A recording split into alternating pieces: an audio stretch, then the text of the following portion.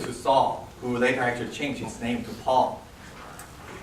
He became a man with a heart of flesh. He was a changed man. He was no longer a man who followed rules with no mercy and grace. Let me give you an example. So in Acts 20, just recorded that kind of a departure scene between him, Paul, and the Ephesian church of the elders. And Paul was ready to embark on his mission trip, continue on. And at the river bank, before he jumped on the boat, he knelt down with all the elders and Ephesian church and prayed. They all wept, and as the elders embraced him and kissed him. And what grieved the elders most was the statement that, Paul's statement that the elders would never see Paul's face again. And they were all crying. And Paul's ministry becomes so personal in Ephesians church that people missed him so much that they were crying. And my question for you is that would people miss you if you are gone?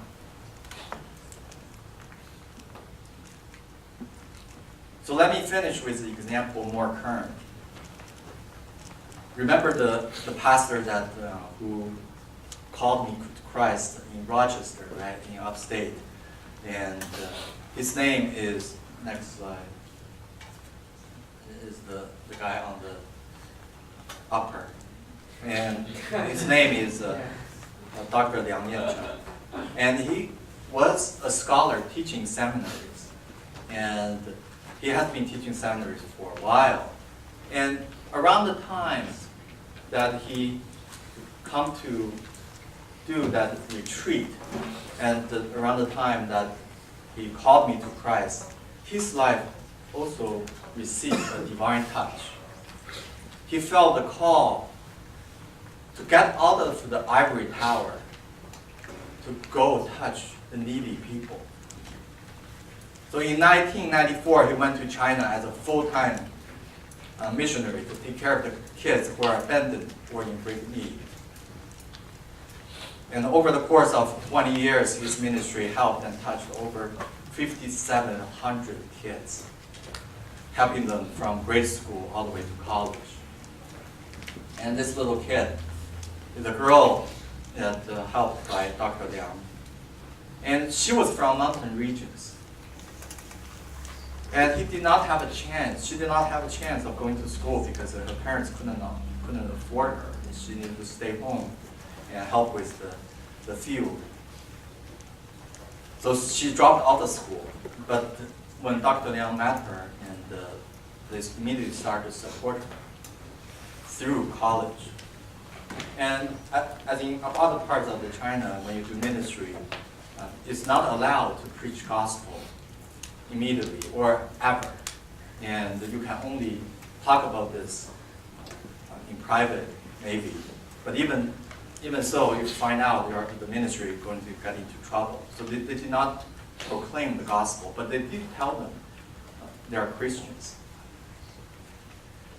And this girl knew that in her most difficult time, Christians came to help her.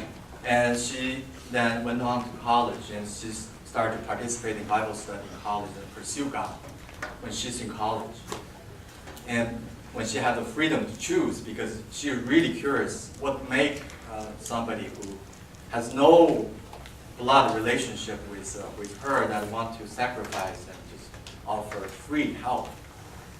And she became a Christian, and her life is touched and changed by somebody who was touched by God. Now the question remains, have you been touched by Jesus Christ?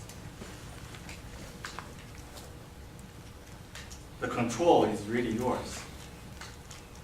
If you want to receive the divine touch, just ask. And if you are touched by Jesus, we are different. We want to touch people and connect with people. Strangers and new students will no longer sit by themselves in church or in school because of you, who love to connect with them emotionally and personally. We will no longer stand on the sideline watching people serving. We want to jump in to serve. Do you want your life to count? If you do, you need this divine touch. And your life needs to touch other people's life. Okay, let's pray.